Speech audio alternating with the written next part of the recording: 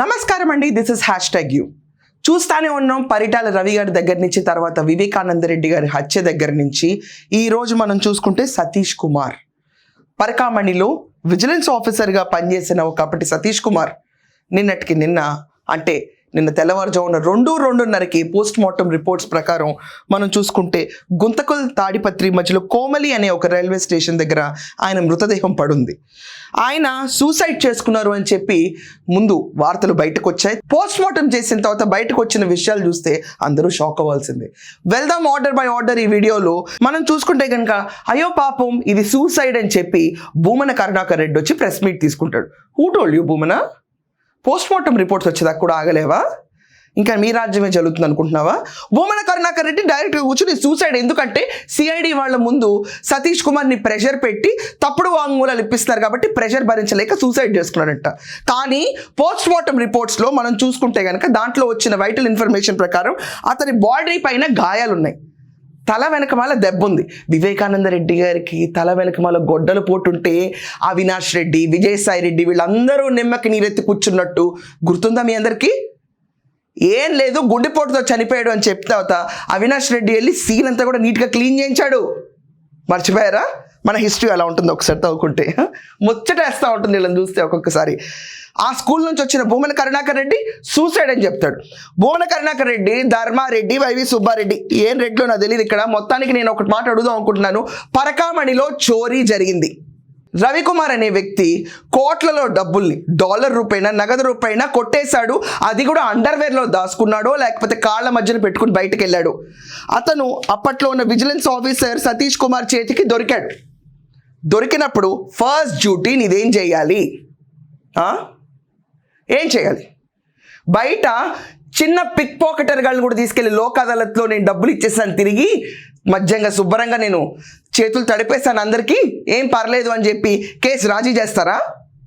Pick pocketer గాడినే వదలనప్పుడు ఇంత ద్రోహి రవికుమారు పరకామణిలో చోరీ చేస్తే అక్కడ కూర్చున్న చైర్మన్, అక్కడ కూర్చున్న ఈవో అందరూ కళ్ళకు గంతలు కట్టుకుని మీ ఇష్టం వచ్చినట్టు వేషాలేసి పరకామణి ఇష్యూని తీసుకెళ్ళి లోకాయుక్తలో పెట్టి మాకు రాజీ జరిగిపోయిందని చెప్పి విచ్చలవిడిగా స్వామివారి ధనాన్ని భక్తుడు రూపేణ రవికుమార్ దొంగని భక్తుడిగా మార్చేశారండి. విచిత్రంగా దొంగ భక్తుడైపోతాడు.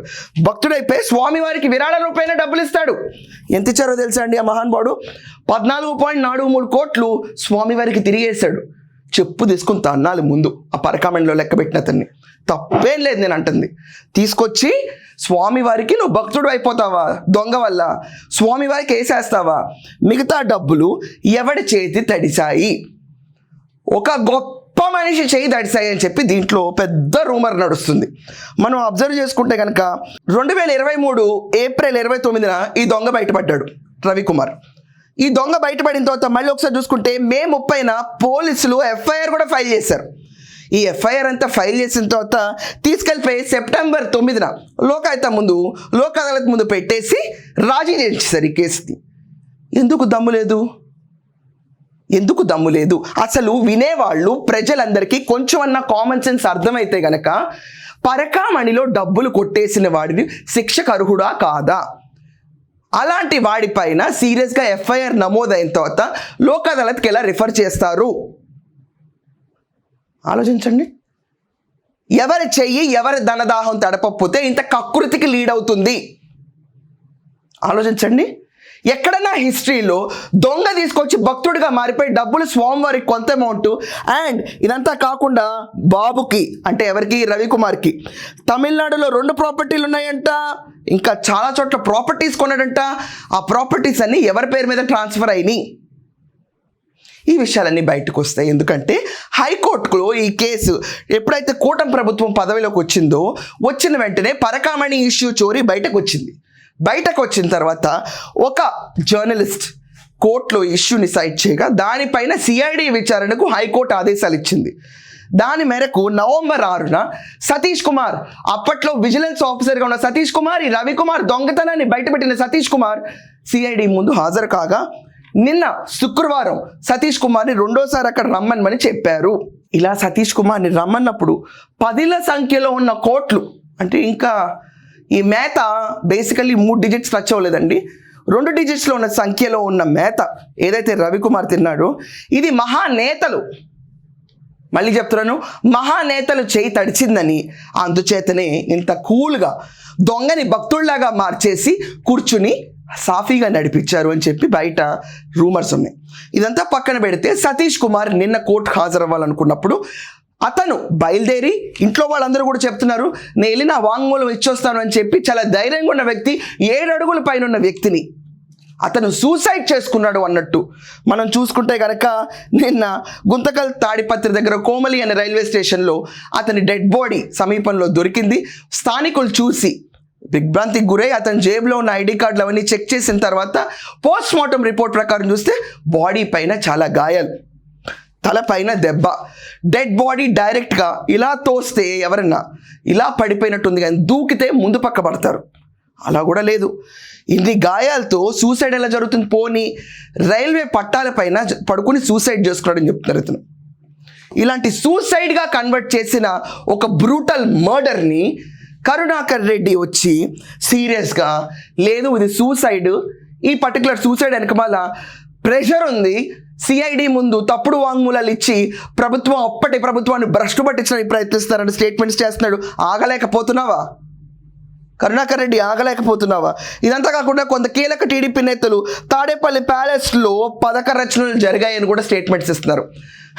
అంటే ఏం రచనలు అంటే ఇప్పుడు జరిగిన సూసైడ్ అని చెప్పుకుంటున్న ఒక క్రూరమైన మర్డర్కి ఒక కూల్ స్క్రిప్ట్ రైటింగ్ జరిగిందని చెప్పి ఈరోజు నేతలందరూ టీడీపీ నేతలు అంటున్నారని పేపర్లో వచ్చాయి. నాకు ఒక చిన్న విషయం అర్థం కావట్లేదండి. తిరుపతి లడ్డూ కల్తీ, నెయ్యి అనేదే వాడలేదు అసలు. దాంట్లో 2020 మనం చూసుకుంటే ఫిబ్రవరి నుంచి 2023 నవంబర్ దాకా నెయ్యి లేదు. నెయ్యి వాసన రావడానికి రసాయనాలు కలిపి, దాంట్లో ఏంటి బెటడిన్ కెరటైన్ అన్న ఒక రసాయనం కలిపి దాని నుంచి నెయ్యి వాసన సృష్టించి జనాలకి పిచ్చిగా పంచిపెట్టారు. ఒక మానవత్వం అన్న ఒక ముసుగులో జగన్మోహన్ రెడ్డి ప్రభుత్వంలో అతను నోస్ కింద కాదా పరకామణిలో దైవస్థానంకి వచ్చి జనాలు వాళ్ళకి తోచినంత స్వామివారికి సమర్పించుకుంటారు. ముడుపులు అవనిండి, వాళ్ళ ఇష్టంతో అవనిండి, డెవలప్మెంట్ చూసి అవనిండి, స్వామివారికి మేము రుణపడ్డాం అనుకునండి, వాట్ ఎవర్ వే హుండీలో డబ్బులు వేస్తారు. దాన్ని దొంగతనం చేసిన ఒక రవికుమార్ లాంటి కూర్చుని భక్తుడి కింద కన్వర్ట్ చేస్తారా? కరుణాకర్ రెడ్డి, దీన్ని ఎందుకు చెప్పావు? నువ్వు దొంగని భక్తుడి కింద ఎలా చిత్రీకరించావు? అసలు ఎఫ్ఐఆర్ అయిన కేసుని నీకు ఎవరి చేతులు తడవలేదు ఇక్కడ అని చెప్పి ధైర్యంగా నువ్వు ఉండుంటే కనుక దీన్ని రాజీ ఎందుకు చేస్తారు? ఎవరైనా దొంగలు రాజీ చేస్తారా? ఇదా మీ దగుల్ బాజీ సిస్టంలో నడిచినది? ఐఎమ్ సారీ టు సే అండి, సారీ టు సే, ఒక దగుల్ బాజీ సిస్టమ్ లాగా నడిపారండి మొత్తం. చూసే ప్రతి ఒక్కళ్ళకి, కామన్ పీపుల్ అందరికీ ఓహో ఇలా రాజీలు చేసుకుంటూ పోవచ్చు అనమాట. దొంగ భక్తుడు అయిపోతాడు. భగవంతుడి పైన విశ్వాసంతో వేసిన డబ్బులు కొట్టేసిన దానికి నువ్వెవడివి, మీ ప్రభుత్వం ఎవరు, ఆ టీటీడీలో చైర్మన్ ఎవడు రాజీ చేయడానికి? మీ జేబులోంచి వచ్చిన డబ్బులా? భూమా కరుణాకర్ రెడ్డి, నువ్వు మాట్లాడిన మాటలు అసలు డిస్కషన్ పెట్టాలి. అసలు నువ్వు బేసికల్లీ అక్కడ పోస్ట్ మార్టం రిపోర్ట్ రాకముందే సూసైడ్ బెదిరింపులతో నువ్వు చెప్పేస్తున్నావు. కానీ రియల్గా మాట జరిగిన వివేకానంద రెడ్డి హత్య కేసులో మాత్రం అబ్బే అదేం లేదు, కళ్ళు తిరిగి పడిపోయారు, హార్ట్ అటాక్ వచ్చింది, నారాసుర రక్త చరిత్ర, బాబాయ్ గొడ్డలి పోటు, ఇలాంటి పిచ్చి డ్రామాలన్నీ నడుపుతారు. ఒక్క శాంక్టిటీ అనేది ఉందా మీకు? తిరుమల తిరుపతిలో ఇన్ని ఘోరాలా? ఆయన విగ్రహం అనుకున్నారా, దేవుడు అనుకున్నారా? మీరు అక్కడ ఎలా ట్రీట్ చేశారు? మీరు అందరూ ఎలా ట్రీట్ చేశారు? అసలు మీరందరూ హిందువులేనా? దేవుడిని నమ్మి డబ్బులేస్తే ఆ డబ్బుని రాజీ చేసే కెపాసిటీ మీకేముంది? వాట్ ఎవర్ యు ఆర్, దొంగ భక్తుడు అయిపోతాడా? అతని కోసం ఈరోజు ఆ తడిసిన చేతుల్లో మహానేత గురించి ఎక్కడ చెప్తాడో ఇప్పుడు వచ్చి సతీష్ కుమార్ అన్న భయంతో అతనిది ఆత్మహత్య అని నువ్వు చెప్పేశావు. కానీ పోస్ట్ మార్టంలో బాడీ పైన గాయాలు ఉన్నాయి, ఇది హత్య ఏమో అని చెప్పి అక్కడ డౌట్స్ రేజ్ అవుతున్నాయి. సిన్సియర్ ఆఫీసర్ కాబట్టి ఆ రోజు ఇతన్ని బయట తీసుకొచ్చారు.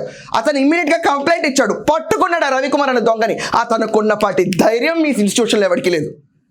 మళ్ళీ చంపేయటం, సతీష్ కుమార్ని తీసుకెళ్ళి అతని పైన ప్రెషర్ పెట్టి లోక్ అదాలత్లో అతనితో రాజీకి, రవికుమార్ ఇష్యూలో అతని కీలక పాత్ర వహించారు కాబట్టే అతని పైన ప్రెషర్ పెట్టిన వాళ్ళ పేర్లు అంతిమ లబ్ధిదారుడు మహానేతలు ఎవరో బయటకు వచ్చి కడుగుతారన్న భయంతో అతన్నే లేకుండా చేశారు ఇవాళ.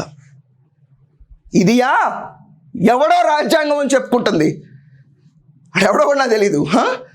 ఇదా ఇలా ఉంటుందా? దేవుడితోనూ ప్రజలతోనూ మనోభావాలతోనూ సాక్ష్యాలు చెప్పే వాళ్ళతోనూ చంపేయటమే పనా? ప్రజలారా మీరు అందరూ చూడట్లేదా? I want to ask a straight question. మీరు వేసే డబ్బుకి వీళ్ళెవరు? తినటానికి వీళ్ళెవరు? టీటీడీ బోర్డుకి, అటానమస్ స్ట్రక్చర్ అండ్ టీటీడీ బోర్డుకి వేసే విరాళాలు భక్తులకి నాణ్యమైన ప్రసాదం కూడా పెట్టలేదు వాళ్ళు. కల్తీ. హెల్త్ ఫ్రీక్స్ మాత్రం మంత్రులు, మినిస్టర్లు, సీఎంలు ఉంటారు. కొనుక్కుని తీసుకునే ప్రసాదంలో రసాయనాలు కలుపుతారా? హిందువుల మనోభావాలు పక్కన పెట్టండి, ఆరోగ్యం ఏమై ఉంటుంది? ఇదండి ఈరోజు చూసుకుంటే సతీష్ కుమార్ గారి చరిత్ర ఇలా ముగిసింది. సూసైడ్ అని చెప్పి కరుణాకర్ రెడ్డి చెప్తాడు. ఏం చెప్పాలో నాకు అర్థం కావట్లేదు. కానీ రవికుమార్ ఇతనికి మాత్రం ఖచ్చితంగా హై సెక్యూరిటీ ఇచ్చి తీరాలి. ఎందుకంటే నెక్స్ట్ టికెట్ ఇతందేమో అని చెప్పి చాలామంది బయట జనాలు మాట్లాడుతున్న వర్డే ఇది. అతనికి హై సెక్యూరిటీ ఇచ్చి ఇతన్ని కాపాడి ప్రాపర్గా ఇన్వెస్టిగేట్ చేస్తే ఎవడెవడికి మిగతా ఇచ్చాడో ఈ భక్తుడు, దొంగ అయిన భక్తుడు మిగతా విషయాలు బయటకు వస్తే ఆ మహానేతలు ఎవరున్నారో ఇతనితో పాటు వాళ్ళు కూడా, అప్పట్లో ఉన్న ధర్మారెడ్డి ఈవో, అప్పట్లో ఉన్న చైర్మన్, అప్పట్లో ఉన్న రాష్ట్ర ముఖ్యమంత్రి, ప్రతి ఒక్కళ్ళు ఆన్సరబుల్గా నుంచుంటారు. మీ అందరిని కూడా మీ ఒపీనియన్స్ కమెంట్లో మెన్షన్ చేయండి. ఎందుకు ఈ భూమన కరుణాకర్ రెడ్డికి ఇంత బాధ వచ్చింది ఈరోజు? ఒక హత్య ఏమో అని చెప్పి పోస్ట్ మార్టం ఇస్తున్న దాంట్లో సూసైడ్ అని చెప్పి వాగడానికి ఇతనెవరు? ఇదంతా కాకుండా మీరు ఖచ్చితంగా కమెంట్స్లో మెన్షన్ చేయండి.